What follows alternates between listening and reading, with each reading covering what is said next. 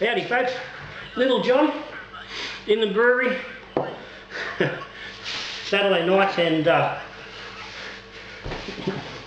finally the big event, the tasting on the Steveadulla stouts, the stouts that were done, well, stout that was done with Steveadulla down there in Ulladulla just before New Year, which is this beer here.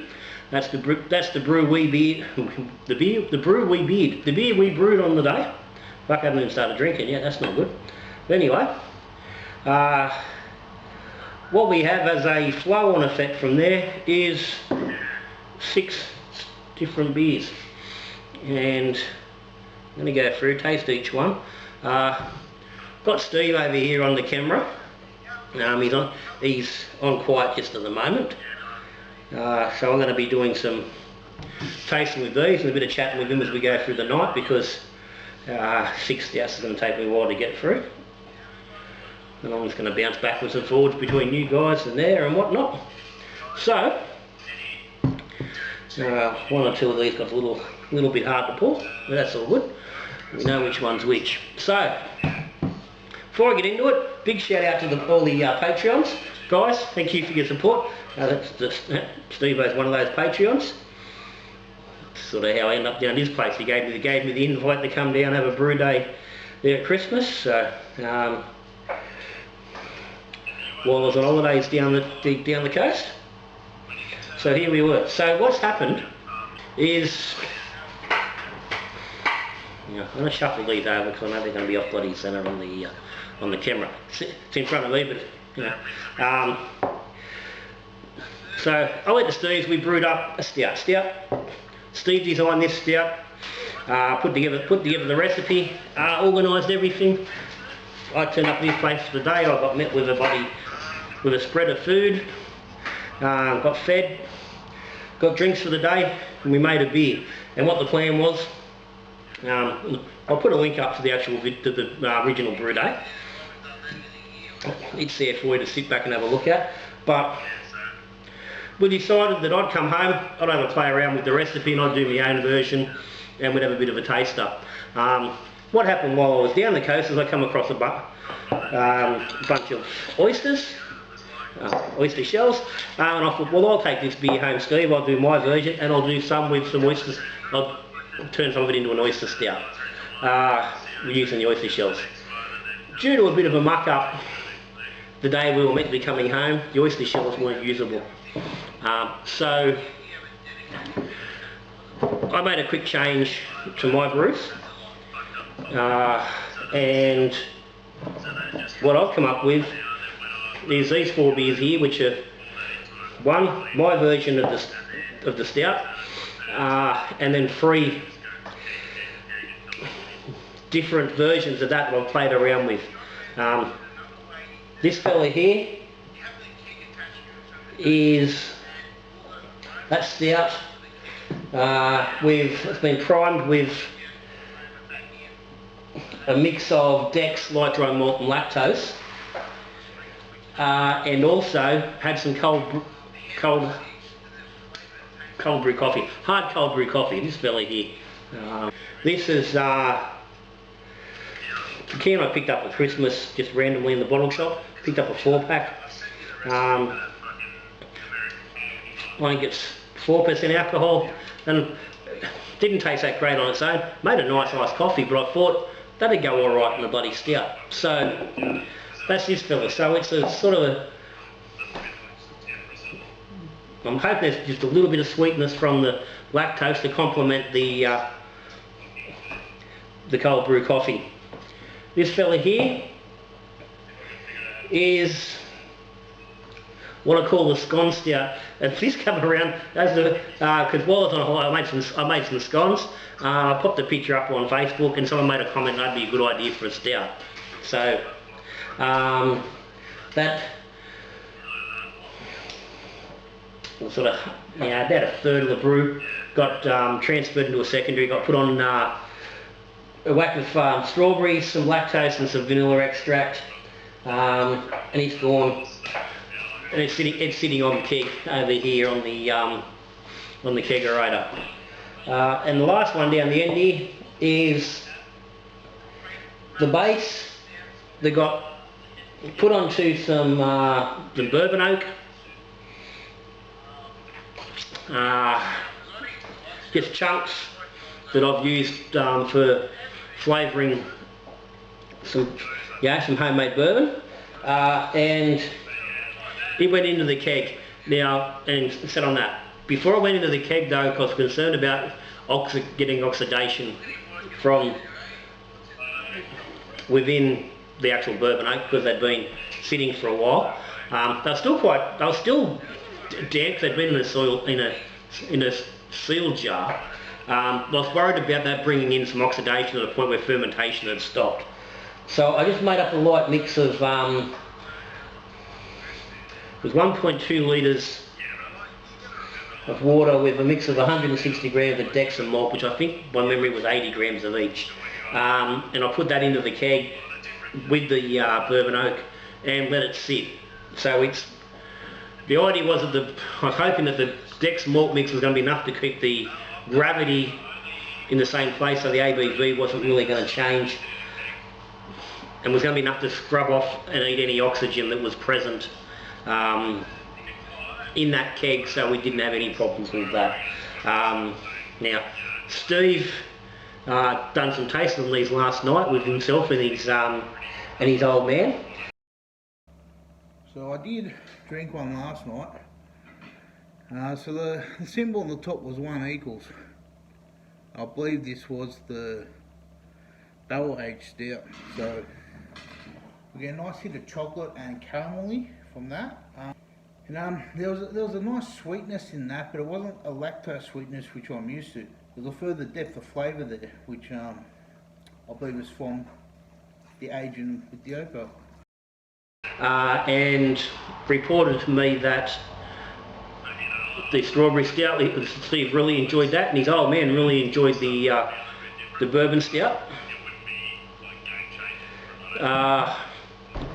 And Steve was telling me he tried the coffee stout today, and he found that to be pretty good too. I'm waiting to see. I've tried the scone stout when it first went on the keg. I haven't tried it since, so we don't know how she's going. And no head on that fella. And I'm going to assume that's just probably coming from the strawberry edition. Last man standing here is, this is Steve's revised version of this beer. He played around a little bit, made some adjustments, and this is the second beer. So we have 6 stouts. Strap in. I'm going to try and get through these relatively quickly while still giving you some information. So Steve's version here, Joe White Ale, a little bit of Maris, a whack of flake maize, chocolate malt, some rolled oats, good whack of lactose, some roast barley and some Gladstone dark crystal. 83 EBC, 31 IBU coming from 10 IBUs up front with a little bit of Magnum, and then 45 grams of EKG at 35 minutes, which is going to be the balance, which, as I said, was 21 IBU. So she's fairly dark. Got a nice head.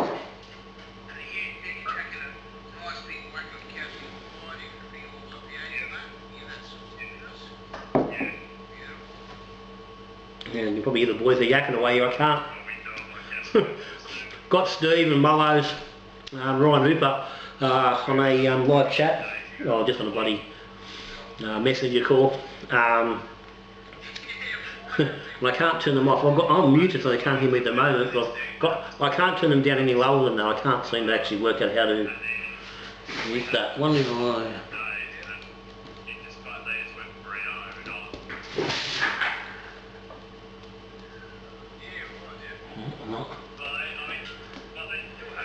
Ring is off, but it doesn't make any difference. Silent mode. So hopefully not annoying you too much in the background there. Anyway,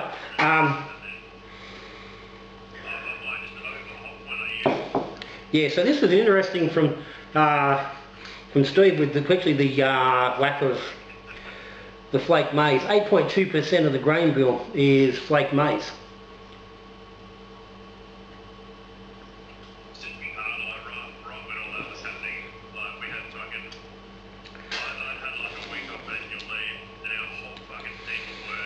That's quite nice, it's rich.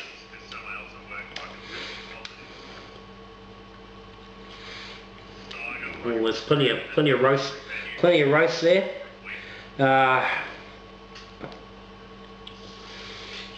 Not getting an overly large amount of sweetness coming through from the lactose, which is at 5.5%. But yeah, so that's quite nice.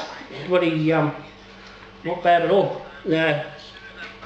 So I'm going to go now to this fella. This is my version. And this has got, basically I looked at Steve's recipe and played around with it a little bit without going, I didn't want to go too far from the original recipe.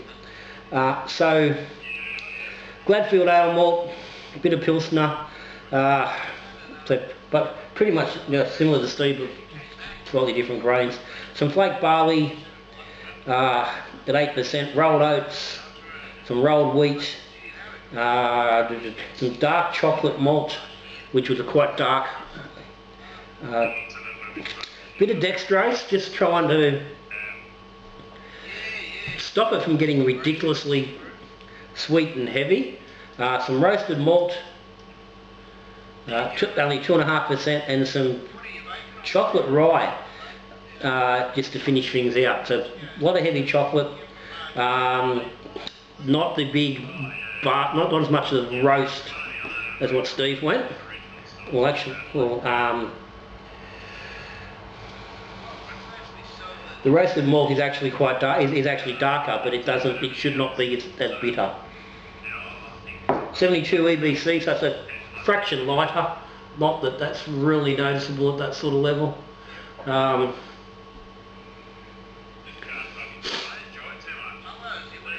Not a massive amount of notes on it,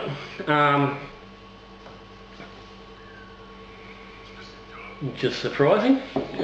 50 East Kent Golding's 53 grams up front, and it's not telling me how many IBUs because it's cut off. 16 out of 43, so 27 IBU of bittering, and 16 IBU coming from Mosaic, 15 minutes in the boil. So probably looking be a bit fruitier than Steve's version, and probably a little bit more bitter up front. OG of 1061, finished at 1016, 5.9%.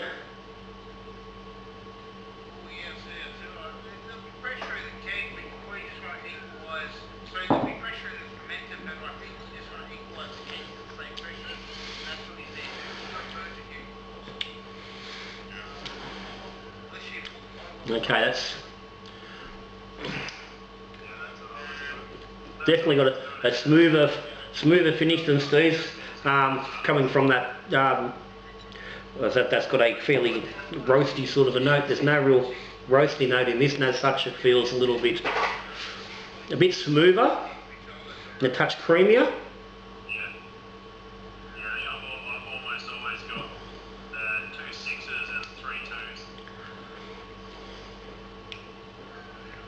The hop is much more noticeable. It's very evident hop presence in there, and possibly a little too much in that beer. Probably a little heavy, but it's not particularly distractive. But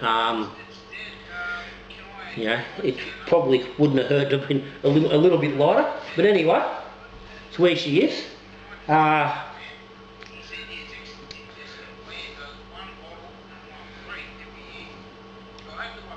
Going to go over here to the Scone Stout. So I said this has got strawberry, It was, I haven't put it, 9 litres transferred onto a kilo of strawberry puree, 150 grams of lactose, about 10 ml of really good vanilla extract.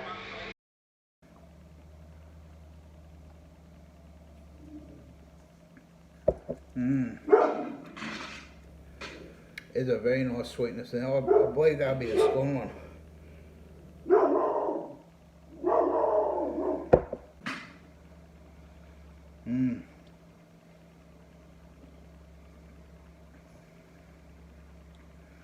That's really nice. That is nice. That is like a nice dessert stout, sort of scrawny strawberry in there. And it's sat for about 4th of a second. I've got the bottling date here. Got bloody information everywhere.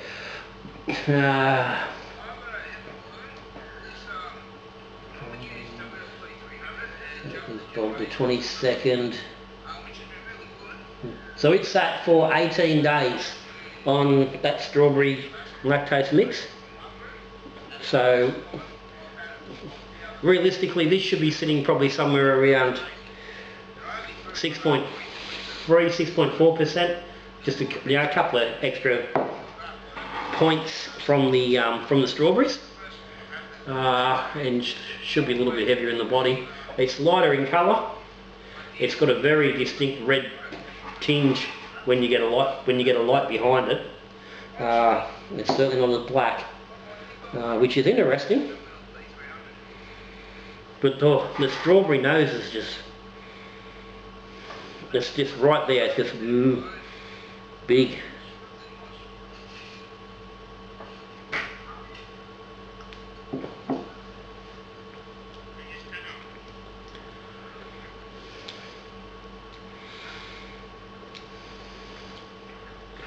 Okay, it's nice.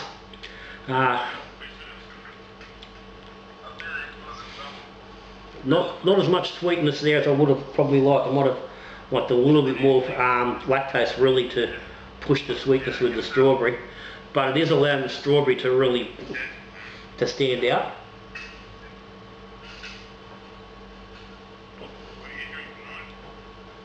I don't know if I'm really getting. Oh no, it's a bit of vanilla there. That's quite nice.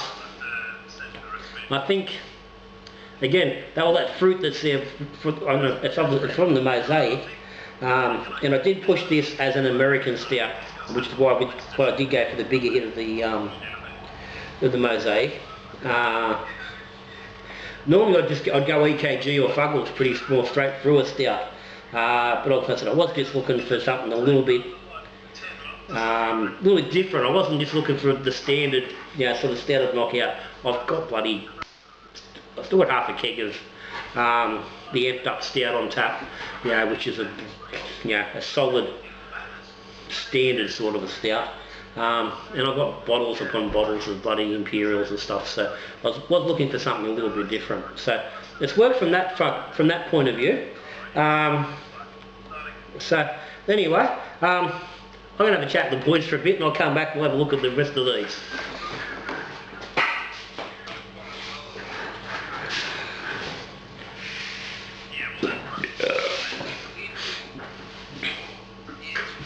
Alright, let's continue on.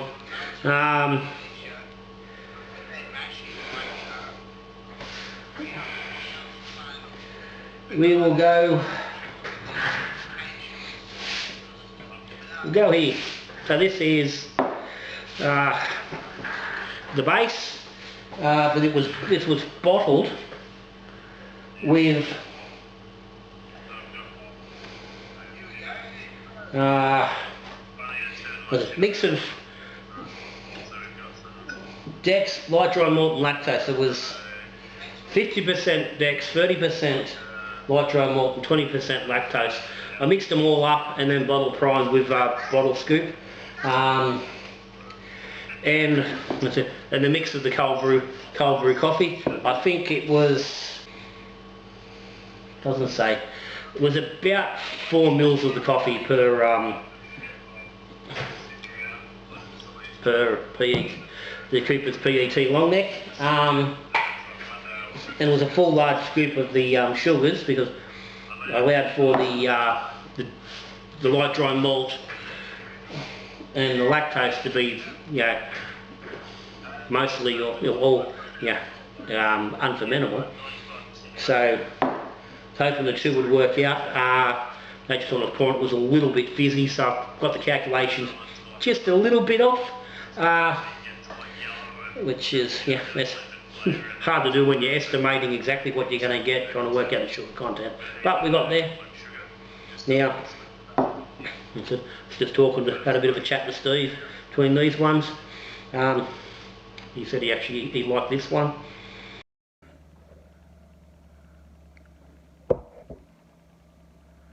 Oh, very different aroma. Oh, picking up coffee.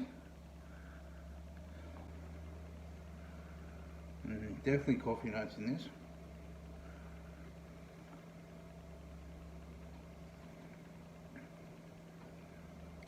Strong coffee here. Nice coffee here too. I know John likes his coffee. I like my coffee. Some people don't. But that's a nice balanced coffeeness. Wow. Okay. Bit of coffee note coming through there. There's a brownness to the in the head. It looks, and this has been sitting here for a little while now, and it's still holding a nice head. And it does have a bit of that coffee shop froth look about it around the edge. And there's definitely some coffee tones there. She's fairly dark. We're not really getting anything through there. So I would imagine that this is probably, again, running about, you know, 6.3, 6.4% on the alcohol, that little bit extra from the extra sugar in the coffee, in the priming. Actually, it's probably, yeah, no, it's probably about 6.5%. So,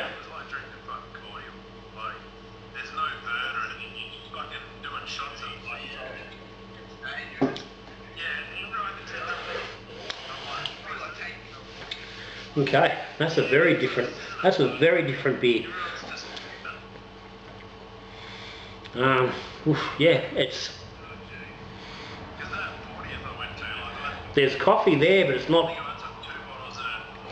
overly noticeable, but it's definitely having an impact.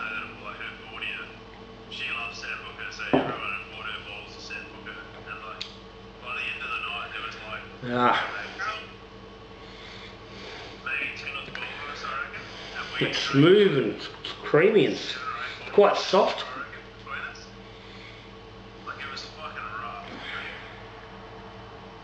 Not getting any of that, that fruit and stuff that's in this, in the base, but yeah, that's very drinkable.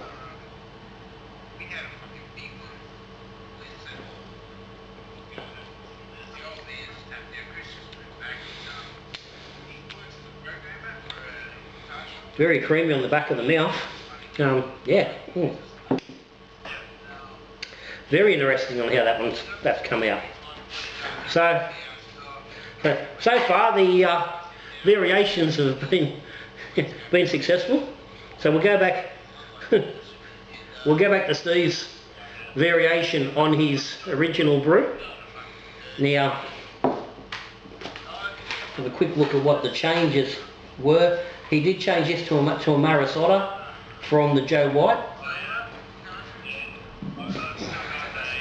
and he's dropped the flaked maize out altogether on this one. Basically, he's replaced to some degree, replaced the maize with some lactose. He's gone for a full sweet stout on this one. Chocolate, rolled oats, About the same amount as roast barley as the first one, the same as the dark crystal, fairly similar.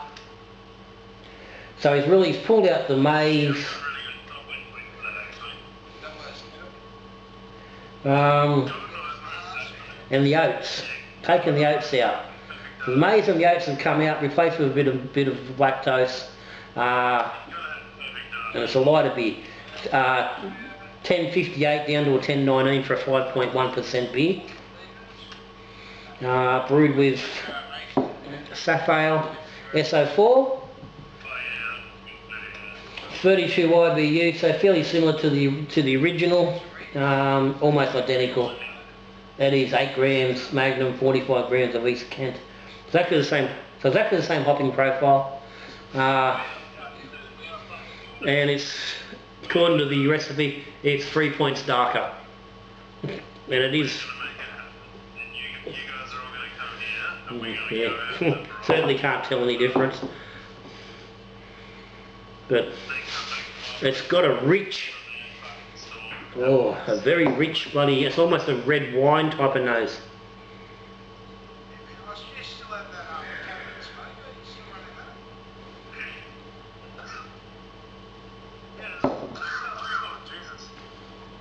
Someone's dying over here. Yeah, it's still kicking around.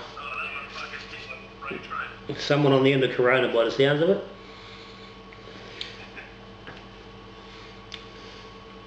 Ooh, that is smooth. It's only got a potentiometer at the bottom here.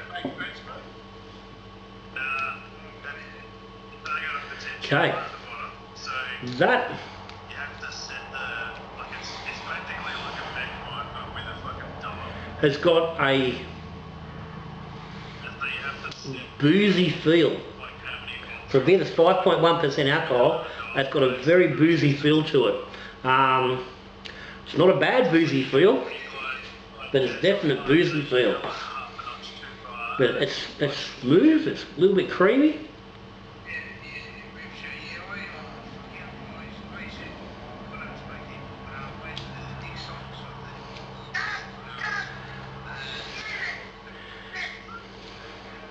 And the same as all these beers, because the lactose is not standing up. The sweetness is there, but without this big impact of the lactose going, buddy, not having that, I've described it plenty of times, that fat, doesn't have that fake lactosey feel, doesn't taste like it has that fake added sweetness in it, which quite often you can get with lactose.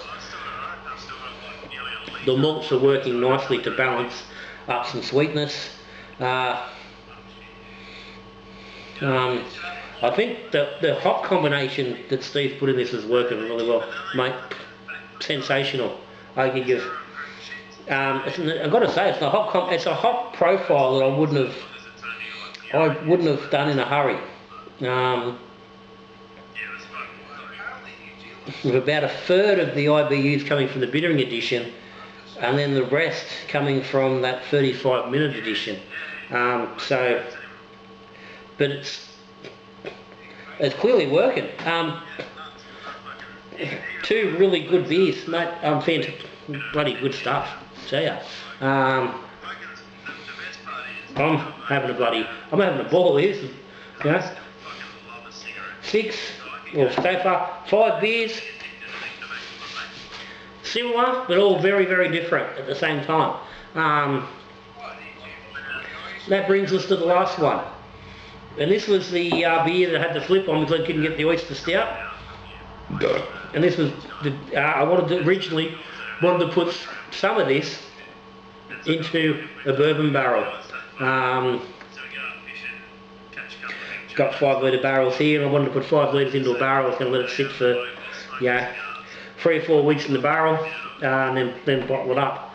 I transferred into the barrel, and silly me, just didn't even think that the barrel's been empty for 9 months. Around 9 months when I've actually went to bottle these. The barrel had dried out, hadn't it? So I'm transferring, and I'm getting splashing on my feet, and I was like, what the? Looked down and it's just pouring out the bottom of the barrel. Clearly couldn't see it. There was no noticeable bloody splitting on the barrel, but clearly the staves had pulled apart from being dried out, and it wasn't going to hold beer. So change of plans, and that's where it come into. I put about 6 litres into just a 9.5 litre keg with a whack of the bourbon chunks that I had sitting around. Again, look, you go back to, no, it actually won't be on video. But there was different chunks. There was a couple of big chunks of just pure JD barrel. There was some smaller chunks of medium char and heavier char, and it sat on those for a couple. Not even sure how long it was in the end. Let's see if I've got it here. I should have the dates.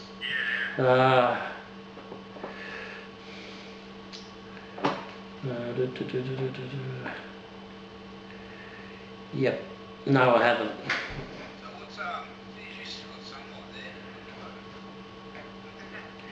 And the 10th for the 2nd. 10th for the 2nd. Yeah, I haven't got it written down here. So it was about.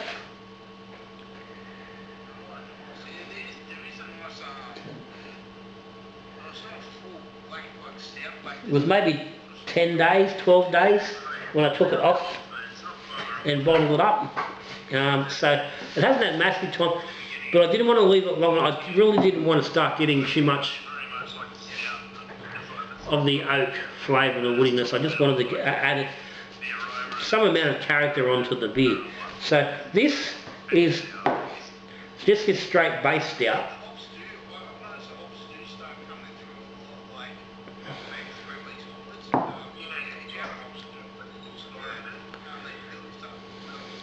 Pushed over onto the oak. So I did drink one last night. So the symbol on the top was 1 equals. I believe this was the barrel aged stout. So we get a nice hit of chocolate and caramelly. And there was a nice sweetness in that, but it wasn't a lactose sweetness which I'm used to. There's a further depth of flavour there, which I believe is from the aging with the oak. And I said with that little bit of little bit of addition of some decks and some light dry malt just to aid that like a secondary ferment to make sure we weren't getting the oxidation.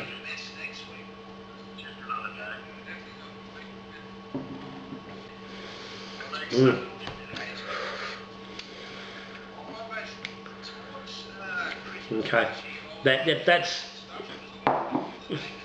clearly that base beer, but it's got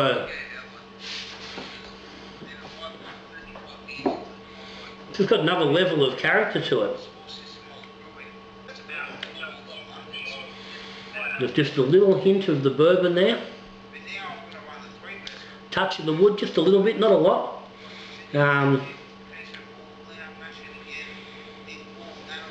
It's quite nice, but again, it's that fruitiness of that bloody mosaic is just coming through a little too much. So, yeah, other than that, bloody lovely. So the same, minor issue with this fella carried through into that. Too much mosaic. Too noticeable.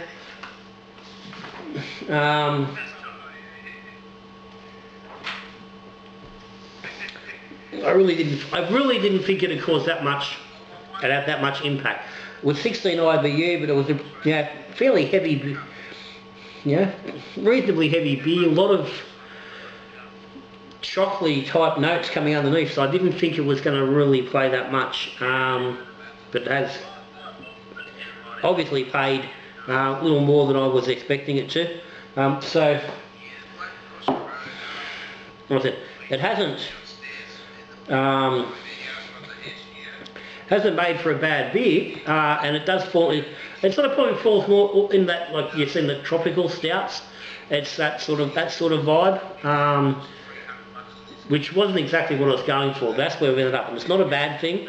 It's a very drinkable. The variations are all quite nice.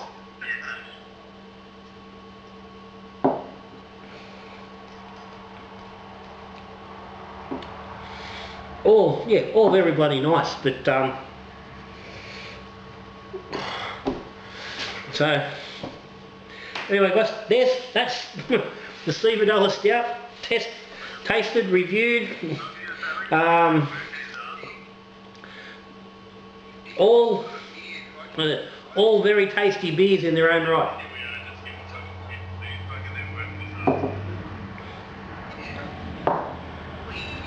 All different in their own things, their own characters. But it does show it, particularly here, four beers from 123 litre batch. Okay, granted there's not a lot of some of them, but for me, and I know maybe for some of you guys at home, 4 different stouts, or even 3 different stouts, because there was only 2 bottles of this. But even 3 different stouts from one batch, for me, works. A little bit of variety, not drinking the same thing over and over and over and over. So, I'm happy to be able to have a bit of variation and some differences.